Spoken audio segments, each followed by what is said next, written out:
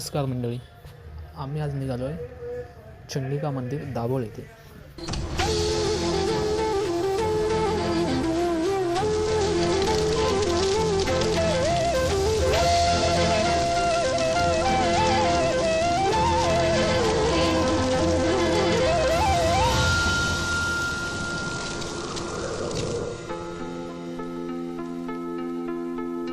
दुर्गे दुर्घट भारी तुझ विण संसारी, अनाथ नाथे अंबे करुणा विस्तारी. वारी वारी जन्म मरणाते वारी, हारी पडलो आता संकट निवारी.